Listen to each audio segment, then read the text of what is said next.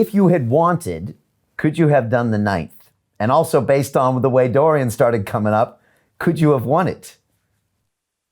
You know something? Beauty is in the eye of the beholder as far as the judges are concerned, and as far as the era in which the audience is satisfied with, you know? My heart was that, as I questioned, if I sit down with Shirley and said, well, baby, what do you think? You know, is 7 enough?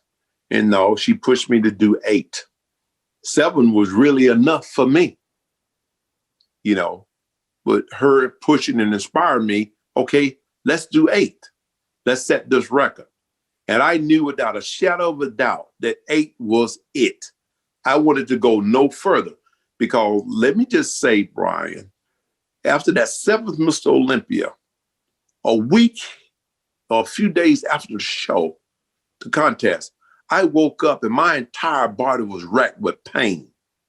My knees hurt, my shoulders, my elbows, everything hurt. And I've never felt that before. But I mean, listen, 7 Mr. Olympias, well, 8 really. I only placed 3rd in my first Mr. Olympia in Germany in 1983. So it's really, you're talking 8 Mr. Olympias, not to count the IFBB World Championship or the NPC Nationals or the Junior Nationals, all of those shows leading up starting in 1982. So, man, I was in pain everywhere. And I thought to myself, said, man, I've never felt like this. Can I recover? Will I recover? And I gave myself just a little time off, gave my joints enough time to recover, some good food, detox the body. I always believe in detoxing, cleaning the liver, the kidney, the bloodstream, and the urinary system through using a combination of herbs like milk thistle, burdock root, garlic, red clover, all of these different things, and colon cleansing, and just a whole week of fruits and vegetables and water to detox the system. And within 2 weeks, 2.5, 3 weeks, my body had fully recovered and I felt good, very good. Good enough where I said, well, you know something? I'm okay. I can move forward. I can go forward in doing this because I didn't have any specific injuries to joints, knees, hip, or back. It's just everything just hurt, you know. But after the 8 Olympias, I mean, you're traumatized. Everybody who trains for a show on that level, be it bodybuilding, be it basketball, LeBron James, you better believe he wake up in pain. Magic Johnson, all of the guys who was the best of what they did. You know, athletes, you are traumatized. Your body didn't forget none of those, none of that that you had to go through.